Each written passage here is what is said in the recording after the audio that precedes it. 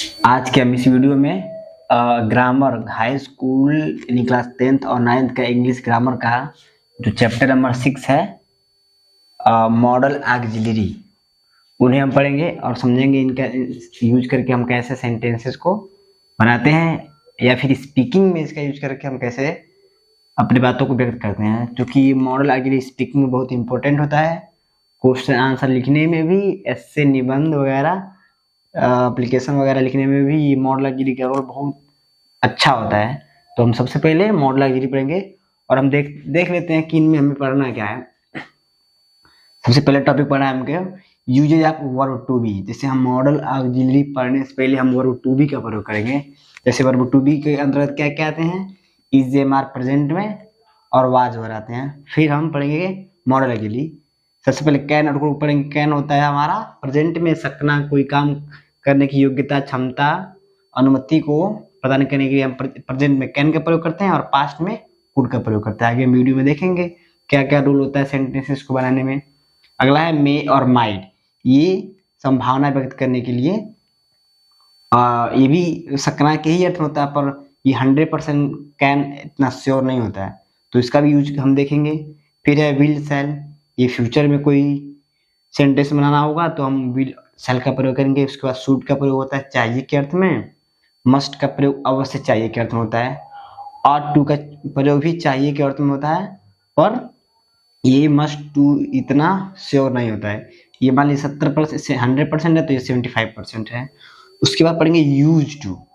जैसे सेंटेंस आते हैं, हम अपने दैनिक जीवन में बोलते हैं कि मैं अंग्रेजी पढ़ा करता हूँ, या करता हूँ, ये करते हो, मैं चिड़िया उड़ा करती हैं, तुम रोया करते हो। तो उनका यूज टू का प्रयोग करके हम ऐसे सेंटेंसेस को बनाएंगे। जैसे इसका यदि पास्ट बनाना हो, तुम रोया करते थे, मैं बाजार जाया करता था, मैं पढ़ा करता था, तो उसका प्रयोग हम यूज टू के प्रयोग से बनाएंगे। ये पास्ट फॉर्म, ये प्रेजेंट फॉर्म। उसके बाद पढ़ेंगे हम हैज, हैव और हैड का प्रयोग। प्रेजेंट में हम हैज हैव का प्रयोग करते हैं कोई चीज पर अधिकार दिखाने के लिए, जैसे कोई चीज मेरे पास है या फिर मैं किसी का भाई हूँ, रिलेशन दिखाने के लिए हम हैज और हैव का प्रयोग करेंगे। आगे सेंटेंस में समझेंगे इसका रूल क्या होता है, किसके साथ हैज लगेगा, किसके साथ हैव लगेगा। और पास्ट में हैड का प्रयोग करते हैं। और यदि कोई बाधा दिखानी हो कि कोई आपको काम करना ही हो, तो प्रेजेंट में कोई काम करने की मजबूरी हो, तो हम हैज टू और हैव टू का प्रयोग करेंगे। यदि पास्ट में हो तो हमें हैड टू का प्रयोग करेंगे। फिर कुछ सेंटेंस आता है जिसमें जरूरत दिखानी होती है, तो नीड का प्रयोग जरूरत के लिए होता है। फिर लास्ट वाला डेयर, हिम्मत, कहते हैं ना हाउ डे यू, तुम्हारी हिम्मत कैसे हुई। तो ऐसे सेंटेंसेस का प्रयोग हम देयर का प्रयोग करके बनाते हैं। तो आइए हम शुरू से देखते हैं वर्ब टू बी का यूज हम कैसे करते हैं। सबसे पहले पढ़ा है वर्ब टू बी नहीं, हमें पढ़ना है यूजेज ऑफ वर्ब। हाँ, वर्ब टू बी पढ़ा है, उसके बाद हम मॉडल ऑक्सिलरी पढ़ेंगे। क्योंकि ये मॉडल ऑक्सिलरी का मतलब होता है एक वर्ब, ये टेंस से हट के होता है, इसीलिए इसका नाम होता है मॉडल ऑक्सिलरी। क्या है, रूप विषयक सहायक क्रिया है। ये हेल्पिंग जो वर्ब होते हैं वो रूप को विषय करते हैं, इसलिए हम इन्हें मॉडल ऑक्सिलरी कहते हैं। सबसे पहले हम वर्ब टू बी पढ़ लेते हैं। मॉडल ऑक्सिलरी से पहले हमें वर्ब टू बी पढ़ लेते हैं, फिर हम मॉडल ऑक्सिलरी पढ़ेंगे। वर्ब टू बी का यूज हम इज, एम, आर और वाज वर में करते हैं। तो हम सबसे पहले वर्ब टू बी का प्रयोग करेंगे। इसमें क्या है, सबसे पहले है हमारा is, am, are, is, am और आर।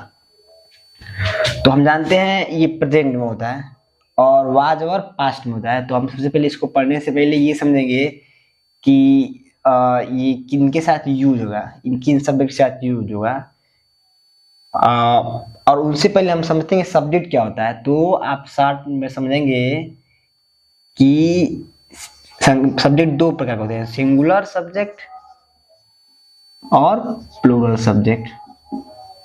सिंगुलर सब्जेक्ट में एक वचन क्रियाएं, एक वचन क्रियाएं मतलब ऐसे क्रियाएं, ऐसे सब्जेक्ट जिनसे एक व्यक्ति, वस्तु या स्थान का बोध हो, वो एक वचन क्रियाएं कहलाती हैं। जैसे राम, किसी का भी नाम, जैसे ही, सी, ये पुरुष के लिए ही, महिला के लिए सी, इट निर्जीव के लिए, और कोई भी नेम जो एक नंबर को डिनोट करे वो हमारा सिंगुलर सब्जेक्ट होता है। प्लूरल सब्जेक्ट क्या होता है? ये बहुवचन क्रिया होती हैं। प्लूरल सब्जेक्ट्स ये बहुवचन क्रियाएं।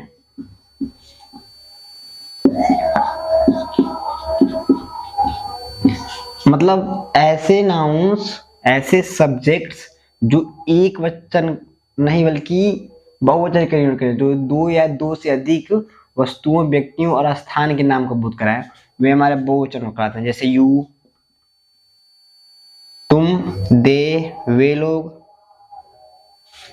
और वी वगैरह, सब जो एक से अधिक का यूज करें। जैसे हम जानते थे हिंदी में जो हमारा होता है सब्जेक्ट, उसमें वचन जो होते हैं वो 3 होते हैं, एक वचन, एक द्विवचन और एक बहुवचन।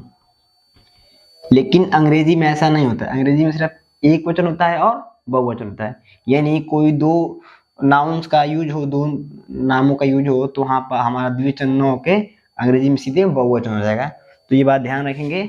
हमने समझा कि एक वचन क्या होता है, बहुवचन क्या होता है। जो एक नंबर को डिनोट कराए, एक वस्तु, व्यक्ति या फिर स्थान को या फिर किसी नाउन को, तो उसे हम एक वचन कहेंगे। जो एक से अधिक को दिखाए, यानी 2 को भी दिखाए, तो उसे हम बहुवचन कहेंगे। अब हम देखेंगे कि ये हमारा किसके साथ लगता है। जो इज होता है वो हमारा एक वचन करता है, सिंगुलर सब्जेक्ट के साथ लगता है। अभी आपको बताया हूँ, कोई भी नाम जो एक हो, ही, सी, इट, और जो एम होता है वो फर्स्ट पर्सन। अभी हम पर्सन पढ़ाएंगे आपको। अब देख लेते हैं पर्सन क्या होता है। देखिए पर्सन होते हैं 3। ये एक फर्स्ट पर्सन, शॉर्ट में देख लेते हैं, फिर आगे हम दूसरे चैप्टर में आपको डिटेल में बताऊंगा पर्सन क्या होता है, सिंगुलर प्लूरल को बनाते कैसे हैं। अभी फर्स्ट पर्सन यानी वक्ता द्वारा कही गई बात, जो भी व्यक्ति कोई बात करता है वो हमारा सब फर्स्ट पर्सन होता है। जैसे मैं, आई और वी, सिर्फ बोलने वाला स्पीकर। दूसरा है हमारा सेकेंड पर्सन। सेकेंड पर्सन यानी सुनने वाला रिसीवर, जो बात को सुनता है वो हमारा सब्जेक्ट पर्सन। तो तुम, यू, सिर्फ यू है हमारा सेकेंड पर्सन। और थर्ड पर्सन जिसके बारे में बात की जाए, जिसके बारे में बात की जाए, जैसे ही, सी, इट, कोई भी नेम, ये जो हमारे होते हैं थर्ड पर्सन होते हैं। तो जैसे हम एक सेंटेंस लेना चाहेंगे, मैंने तुमसे कहा राम एक अच्छा लड़का है। तो मैंने कहा, जो बोला वो आपका फर्स्ट पर्सन। किससे कहा? तुमसे कहा, तो ये आपका सेकेंड पर्सन। और किसके बारे में कहा? तो राम के बारे में। राम एक अच्छा लड़का है, तो राम के लिए हम राम लगा देंगे, ना नेम है तो वो हमारा थर्ड पर्सन हो गया। तो हमने पर्सन को समझ लिया। अब हम रूल देखते हैं वर्ब टू बी का, किसके साथ हम किसका यूज करते हैं। इज जो है हम सिंगुलर सब्जेक्ट यानी कि इसको कह सकते हैं थर्ड पर्सन के साथ, थर्ड पर्सन के साथ। एम का प्रयोग जो होता है फर्स्ट पर्सन यानी आई के साथ, यानी कि फर्स्ट पर्सन जो स्पीकर हो, बोलता हो, आई और वी के साथ। और आर का प्रयोग जो हम करते हैं वो बहुवचन के साथ करते हैं, प्लूरल सब्जेक्ट्स के साथ। तो समझ में आया? हमें इज का प्रयोग एक वचन के साथ, एम का प्रयोग फर्स्ट पर्सन से आई और वी सिर्फ इन दोनों के साथ, और आर का प्रयोग अन्य सभी करता हूं जो प्लूरल फॉर्म में हो। तो हमने देखा। अब पढ़ते हैं इनका वर्ब टू बी का यूजेस।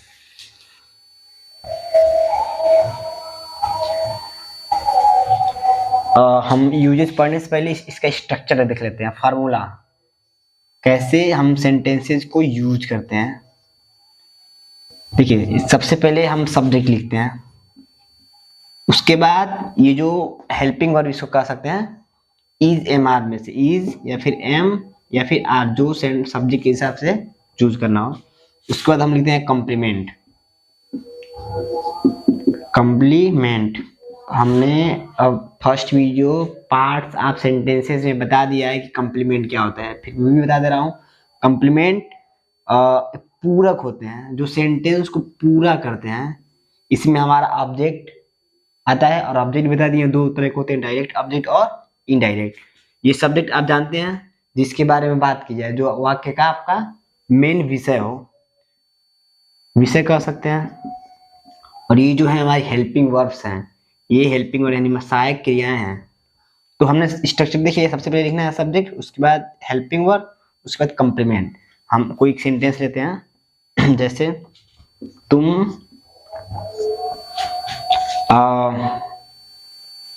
तुम एक विद्यार्थी हो।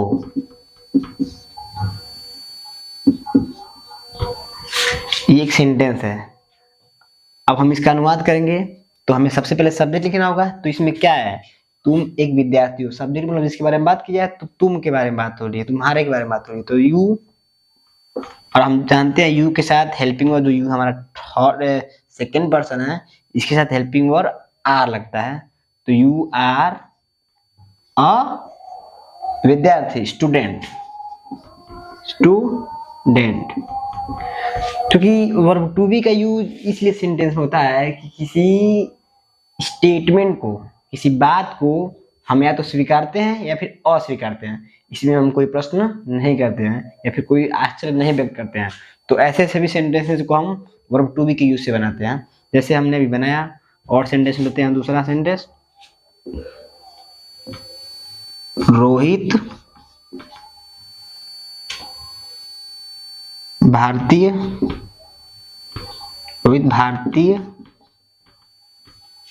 क्रिकेटर है।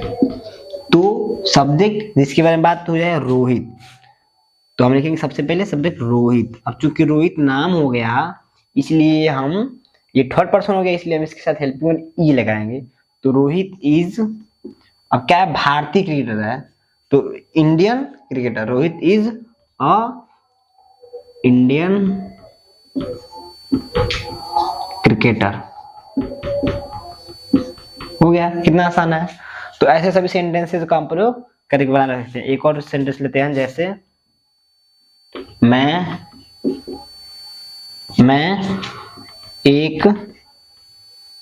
एक लड़का हूं। इसी अभी हम सेंटेंस आपको इजी दे रहा हूं, अभी आगे चल के हम टफ सेंटेंस का भी यूज करेंगे। मैं एक लड़का हूं, तो बताइए सब्जेक्ट क्या है, मैं, जिसके बारे में बात हो जाती हो, तो मैं के लिए आई हो जाएगा। और इसके साथ हम जानते हैं हेल्पिंग वर्ब, जो फर्स्ट पर्सन है, तो इसके साथ हेल्पिंग वर्ब हम एम लगाते हैं।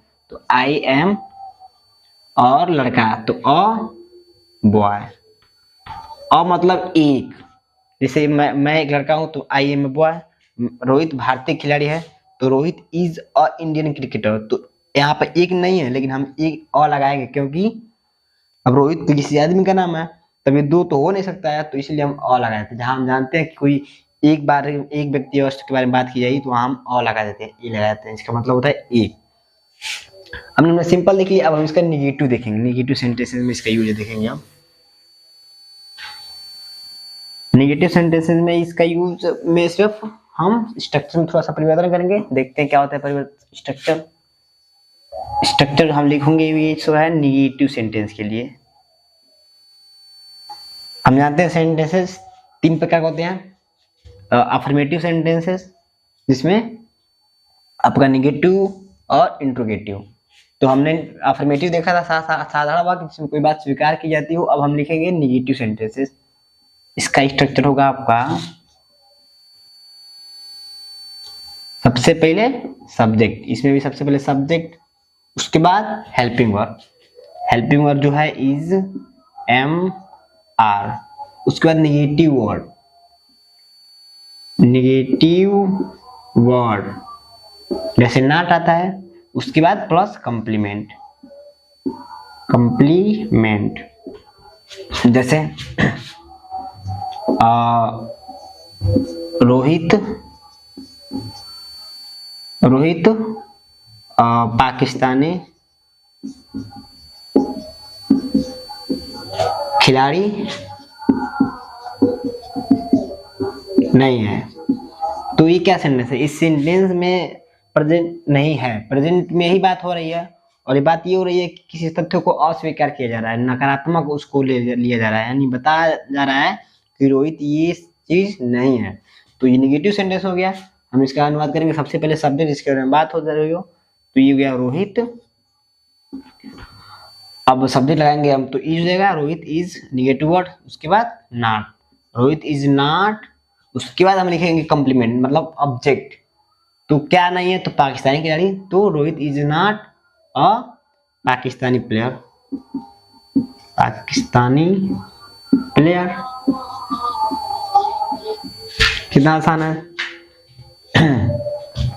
इसका एक सेंटेंस और लेते हैं हम, जैसे मैं चोर नहीं हूं। इसमें भी बात को अस्वीकारा जा रहा है। तो सबसे पहले सब्जेक्ट आई के साथ हेल्पिंग वर्ड एम लगाते हैं। I am, negative word not, I am not a thief, मैं एक चोर नहीं हूं। तो हमने ये अफर्मेटिव और नेगेटिव सेंटेंसेस को देख लिया कैसे बनाते हैं। अब आप ऐसे खूब सारे सेंटेंसेस लीजिएगा और बनाइएगा। अब हम इसका इंट्रोगेटिव सेंटेंसेस को देख लेते हैं। इंट्रोगेटिव सेंटेंसेस मीन्स, अब पहले वीडियो में हम बताया हूँ पूरा सेंटेंस के बारे में, सेंटेंस के type, affirmative, negative, interrogative, optative, exclamative सब बताया हूँ। आप उसको भी प्लेलिस्ट में जाइएगा, और क्लास 10th के इंग्लिश ग्रामर में, हाई स्कूल के इंग्लिश ग्रामर में जो पहली वीडियो है उसको देखिएगा। हम देखते हैं इंट्रोगेटिव सेंटेंसेस के लिए structure. Interrogative sentences, interrogative sentences means प्रश्नवाचक वाक्य, ऐसे वाक्य जिसमें प्रश्न किया जाए, प्रश्नवाचक वाक्य। इसका स्ट्रक्चर क्या होगा? सबसे पहले हमें स्ट्रक्चर बनाएंगे। तो इसमें सबसे पहले हमारा यदि अब देखिए इंट्रोगेटिव सेंटेंस के भी दो टाइप होते हैं, यस नो टाइप और डब्ल्यू एच टाइप। तो यस नो टाइप होता है एक, और एक डब्ल्यू एच टाइप। तो हम यस नो टाइप के लिए देखते हैं स्ट्रक्चर। फर्स्ट जो है यस नो टाइप के लिए,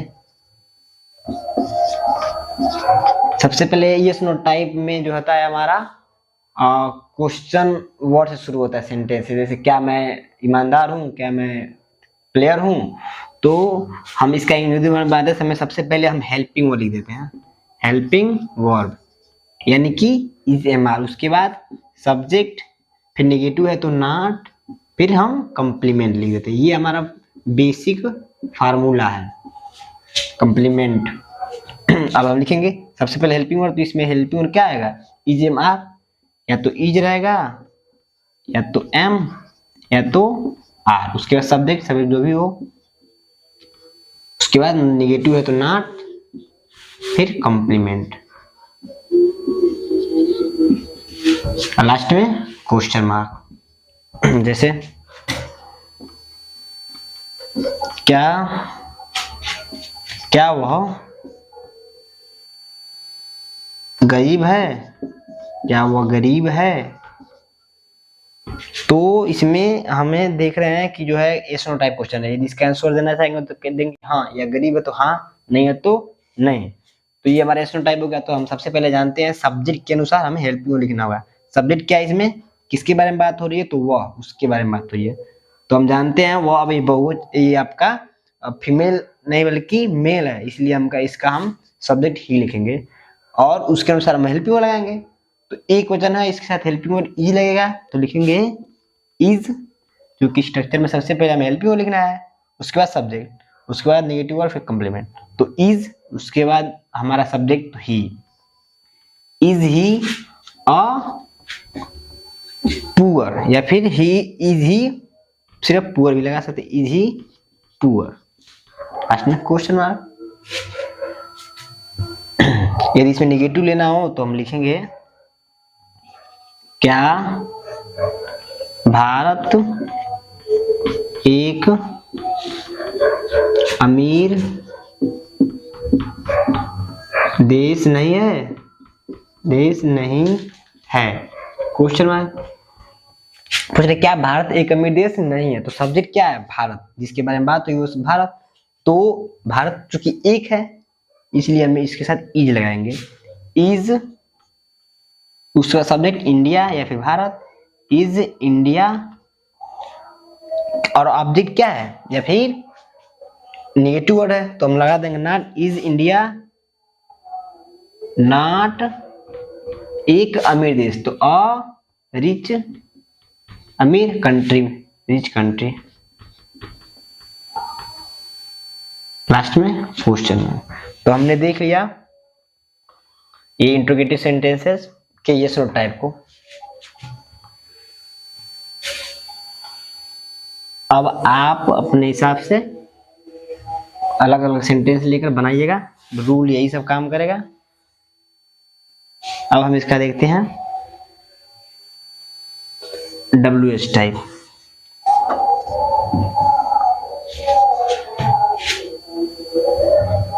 ये हमारा WH टाइप यानी कि क्वेश्चन वर्ड वाले सब, यस नो टाइप ना बल्कि कोई क्वेश्चन वर्ड है। इसके सबसे पहले स्ट्रक्चर क्या हो जाएगा हमारा? सबसे पहले क्वेश्चन वर्ड, ये जो क्वेश्चन वर्ड आएगा, जो प्रश्न पूछेगा उसको हम लिखेंगे क्वेश्चन वर्ड। उसके बाद हेल्पिंग वर्ड। हेल्पिंग वर्ड मतलब या तो इज लगाएंगे या तो एम या तो आर। उसके बाद सब्जेक्ट, यदि निगेटिव है तो नॉट। उसके बाद हम लिखेंगे कॉम्प्लीमेंट, लास्ट में क्वेश्चन मार्क। जैसे सेंटेंस लेते हैं, तुम कहाँ हो, क्वेश्चन मार्क। तो तुम कहाँ हो, क्वेश्चन वर्ड है कहाँ, तो हम जानते हैं सबसे पहले क्वेश्चन वर्ड लिखेंगे और कहाँ की इंग्लिश होती है वेयर, तो लिखेंगे वेयर। अब हमें लिखना है हेल्पिंग वर्ब, वो लगेगा सब्जेक्ट के अनुसार, तो सब्जेक्ट है हमारा यू, तुम। जो सेकंड पर्सन है तो इसके साथ हेल्पिंग वर्ब आर लगता है, तो वेयर आर यू। इसका निगेटिव सेंटेंस लेते हैं,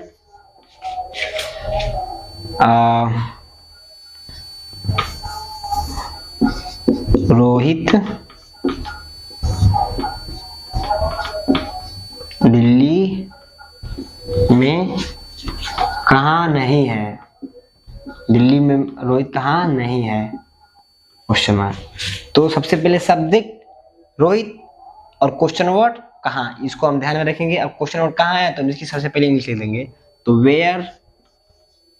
अब लिखेंगे सब्जेक्ट के अनुसार हेल्पिंग वर्ड, तो सब्जेक्ट हमारा किसी का नाम, तो इसके साथ हेल्पिंग वर्ड ई लगेगा, तो वेयर इज, वेयर इज। अब सब्जेक्ट रोहित तो रोहित, वेयर इज रोहित, रोहित कहाँ है, और कॉम्प्लीमेंट है दिल्ली तो इन दिल्ली।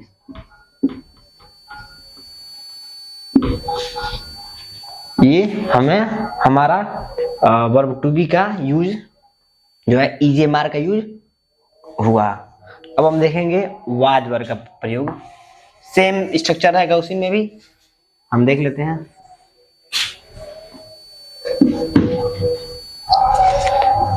वाज और वर्ब का प्रयोग पास्ट टेंस में होता है,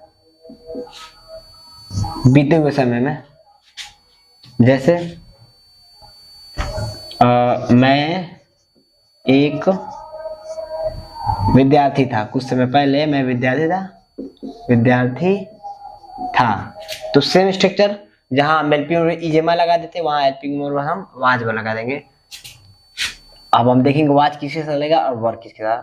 तो सिंगुलर सब्जेक्ट के साथ, सिंगुलर सब्जेक्ट के साथ हमारा जो हेल्पिंग है वर्ब है वो लगेगा वाज, और आई और वी के साथ लगेगा। जैसे क्या हो जाएगा, आई के साथ भी वाज लगेगा, वी के साथ नहीं, आई और ही, सी और कोई भी नेम। फिर प्लूरल सब्जेक्ट के साथ हमारा जो है हेल्पिंग वर्ब लगेगा, इसमें यू और वी आ जाएगा और दे भी आ जाएगा, जो भी एक से अधिक नंबर को डिनोट करें। तो हम देखते हैं सेंटेंसेस में, जैसे मैं एक विद्यार्थी था, तो सब्जेक्ट आई, अब आई के साथ वाज लगाएंगे, आई वाज, और क्या है कम्प्लीमेंट, एक विद्यार्थी, तो I was a student, I was a student. इसका हम नेगेटिव देख लेते हैं। तुम एक चोर नहीं हो, तो क्या हो जाएगा, सबसे पहले सब्जेक्ट यू, सॉरी इसको पास लिखा था ना, तुम एक चोर नहीं थे, तो यू, इसके साथ हम लगाएंगे वर, क्योंकि ये बहुवचन है, तो यू वर, इसको ना वर पढ़ेंगे, वर, वेयर नहीं पढ़ेंगे, इसको हम वर पढ़ेंगे, तो you were, you are negative है तो not, you are not a thief, हो गया। सेम है, अब हमें याद रखना है कि एक वचनकर्ता के साथ वाज और बहुवचन कर्ता के साथ वर का प्रयोग करेंगे। इसका हम इंट्रोगेटिव में यस नो टाइप देख लेते हैं। जैसे क्या, क्या तुम नेता थे, तो सबसे पहले हमें क्या है, तो सबसे पहले हेल्पिंग वर्ब देखेंगे सब्जेक्ट ढूंढा, तो यू के साथ वर लगेगा, तो वर, उसके साथ सब्जेक्ट वर यू एक नेता, तो अ लीडर। क्या मैं एक पागल था, तो हम देखते हैं इसमें सब्जेक्ट है मैं, तो हम जानते हैं वाई, मैं जो है आई के साथ हम हमेशा हेल्पिंग और वाज लगाते हैं, तो सबसे पहले हेल्पिंग लगाएंगे वाज, उसका सब्जेक्ट आई अ मैड, पागल का होता है mad, was I a mad, तो ये हमारा